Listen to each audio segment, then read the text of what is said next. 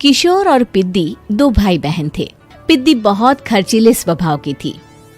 वो जितना कमाती अपने ऐशो आराम में पैसे उड़ा दिया करती। लेकिन किशोर समझदार था, घर को साथ लेकर चलना जानता था कि जितना कमाता तो नहीं था, लेकिन फिर भी वो किसी तरह घर का खर्च चला लेता था। एक दिन पिद्दी किशोर से कहती है, किशोर तुम थोड़ा ज्यादा क्यों नहीं कमाते? मेरे दोस्त रोज मेरा मजाक उड़ाते हैं। अरे बहन, मैं कोशिश तो कर रहा हूँ। अच्छा सुनो, अगले महीने रक्षाबंधन है, मुझे सोने का हार चाहिए, इससे कम कुछ भी ना लूंगी। अरे दिला दूंगा बहन। किशोर को पूरी रात नींद नहीं आती। उसके दिमाग में बस ये चल रहा था कि उसकी माली हालत इतनी बिगड़ चुकी है, अब वो सोने का हार कहाँ से लाएगा। अगले दिन किशोर सुबह सुबह घर से ये बोलकर निकल गया कि पिद्दी, मैं गांव से बाहर जा रहा हूँ, कुछ दिन घर नहीं आऊंगा। किशोर ने अपने काम के साथ साथ फेरी में कपड़े बेचने भी शुरू कर दिए, जिससे वो ज्यादा से ज्यादा पैसे कमा सके। रात में वो एक बिल्डिंग की चौकीदारी भी करने लगा। अपने काम से थोड़ा बहुत समय निकालकर बस कुछ घंटे की नींद ले पाता था। और कब वो कुछ दिन एक महीने में बदल गए और रक्षाबंधन भी आ गया, पता ही नहीं चला। लेकिन किशोर अभी तक घर वापस नहीं लौटा। जहां वो काम करता था, पिद्दी के नाम का गुल्लक रखा हुआ था। किशोर ने उस गुल्लक को फोड़ा और सारे पैसे इकट्ठा करके एक सोने का हार खरीद लिया। घर में पिद्दी किशोर का इंतजार कर रही थी। तभी किशोर आता है। कहाँ चले गए थे? 4 दिन का कहा था और 1 महीने से पता नहीं कहाँ गायब हो गए थे। मैंने बस एक हार मांगा था और तुमने तो घर ही छोड़ दिया। अरे मुझे थोड़ा काम मिल गया था। कुछ नहीं, सब समझती हूँ, बहाने थे तुम्हारे। अपनी बहन के लिए इतना भी नहीं कर सकते, कैसे भाई हो? चलो यहाँ बैठो, राखी बांधती हूँ। पिद्दी ने किशोर को राखी बांधी। वैसे ही किशोर ने अपनी बहन के हाथ में सोने का हार रख दिया। उसकी खुशी का कोई ठिकाना नहीं था। वो मिठाई खिलाए बिना ही नेकलेस लेकर चली गई और शीशे के सामने अपने गले में हार रखकर देखने लगी। किशोर ने लड्डू उठाया और खुद ही खा लिया। ऐसे कई साल गुजर गए। एक दिन पिद्दी की नौकरी छूट गई। अब वो पूरी तरह किशोर पर डिपेंड हो गई थी। आए दिन किशोर को अपने महंगे महंगे शौक गिनाकर उससे पैसे मांगा करती थी। किशोर कुछ पैसे देना, मुझे पार्लर जाना है। किशोर बिना कुछ बोले उसे पैसे दे देता। ये क्या, 500? अरे इतने में तो मुझे पार्लर में एंट्री मिलेगी बस। अच्छा देता हूँ ना ज्यादा। अरे कैसे भाई हो, अपनी बहन के लिए इतना भी नहीं कर सकते। किशोर ने जेब से 2000 का नोट निकाला और उसे दे दिया। किशोर गरीबी में रह लेता था, लेकिन अपनी बहन को कभी कोई कमी नहीं होने देता था। बेटा, पिद्दी तुम्हारी बहन है, उसे कभी किसी चीज की कमी मत होने देना और उसका ध्यान रखना, क्योंकि भाई का फर्ज बहन का ध्यान रखना। किशोर ने माँ की कही ये बात हमेशा के लिए याद कर ली थी। शायद माँ की इसी बात की वजह से किशोर पिद्दी की हर जिद पूरी करता चला आ रहा था। किशोर, आज मैं अपने दोस्तों के साथ पार्टी करने जा रही हूँ, मुझे कुछ पैसे दो ना। किशोर पिद्दी को समझाता है, लेकिन पिद्दी नाराज होकर चली गई और अपने कमरे में सुबक सुबक कर रोने लगी।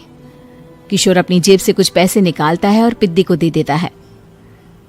किशोर खुद कभी अच्छे कपड़े नहीं पहनता, लेकिन पिद्दी को राजकुमारी की तरह रखता। पिद्दी के जाने के बाद किशोर अपने काम पर निकल गया। एक तरफ पिद्दी अपने दोस्तों के साथ मस्ती कर रही थी, तो वहीं दूसरी तरफ किशोर पैसे कमाने के लिए कड़ी मेहनत कर रहा था। कुछ और दिन ऐसे ही बीत गए। एक दिन पिद्दी एक लड़के को लेकर घर आई और उसे किशोर से मिलवाया। किशोर, मुझे इस लड़के से शादी करनी है, लेकिन इनके मम्मी पापा बोल रहे हैं कि उनको दहेज में एक कार चाहिए, तभी वो मेरा और पंकज का रिश्ता कबूल करेंगे। लेकिन बहन, कार खरीदना कोई सब्जी खरीदने के बराबर तो नहीं है। अरे कैसे भाई हो तुम, अपनी बहन के लिए इतना नहीं कर सकते? देखो, मैं ज्यादा इंतजार नहीं कर सकती, तुम्हें 1 साल में मेरे लिए कार खरीदनी ही होगी। अच्छा पंकज, एक काम करो, कल तुम अपने माता पिता को घर बुला लो, मैं उनसे तुम्हारे और पिद्दी के रिश्ते की बात कर लेता हूँ। अगले दिन किशोर के छोटे से घर में पंकज और उसके माता पिता आते हैं। बेटा, तुम्हारी बहन ने हमारी शर्त तो बता ही दी होगी। जी, बेटा तुम तो इतने छोटे घर में रहते हो, दहेज कहाँ से लाओगे? मैं अपनी बहन की खुशी के लिए सब कुछ कर सकता हूँ। पंकज और पिद्दी का रिश्ता तय हो जाता है। किशोर अब अपनी क्षमता से 4 गुना ज्यादा काम करने लगता है। सुबह सबके घरों में न्यूज़पेपर फेंकता, दिन में मजदूरी करता और रात में चौकीदारी करता। खूब मेहनत करके किशोर ने अपनी बहन की शादी के लिए पैसे जुटा लिए। उसने अपनी बहन के लिए कार खरीद ली। जब वो पिद्दी के ससुराल वालों से मिलने गया तो उन्होंने किशोर से और पैसों की मांग की। इस बार किशोर हार चुका था। पिद्दी माफ करना, मैं तुम्हारी शादी उस लड़के से नहीं कर सकता। वो लालची लोग हैं, उन्हें सिर्फ पैसों से मतलब है। देखो किशोर, मैं पंकज से ही शादी करूंगी।